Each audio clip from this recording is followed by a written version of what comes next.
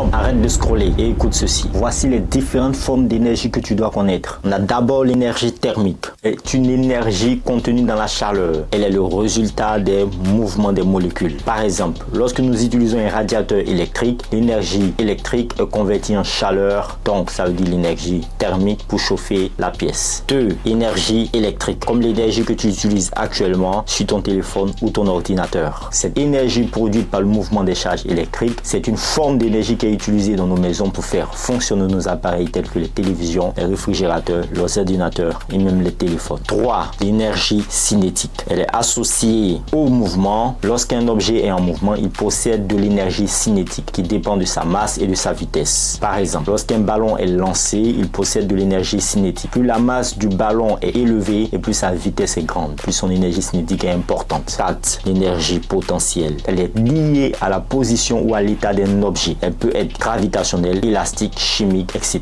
Par exemple, lorsqu'un objet est soulevé en hauteur, il possède de l'énergie potentielle gravitationnelle qui est convertie en énergie cinétique lorsque l'objet tombe. C'est comme cela qu'on fait pour produire de l'électricité dans des barrages hydroélectriques. On élève l'eau à une certaine hauteur, on laisse tomber l'eau et cette eau fait tourner des turbines pour produire enfin de l'électricité. On continue. 5. L'énergie lumineuse. Elle est émise sous forme de photons et permet de voir les objets que nous entourent. En d'autres termes, la lumière qui nous vient du soleil par exemple. Elle provient notamment du soleil, des sources lumineuses artificielles ou de la combustion. Par exemple, la lumière émise par une ampoule à incandescence est une forme d'énergie lumineuse. 6. L'énergie chimique. Elle est stockée dans des liaisons chimiques des molécules. Lorsqu'une réaction chimique se produit, cette énergie peut être libérée ou absorbée. Par exemple, lors de la combustion du carburant dans un moteur, l'énergie chimique est libérée sous forme d'énergie thermique, qui est ensuite utilisée pour produire du mouvement. Il existe également d'autres formes d'énergie, telles que l'énergie éolienne qui est liée au vent, l'énergie hydraulique liée à l'eau et au mouvement, l'énergie nucléaire liée aux réactions nucléaires, etc.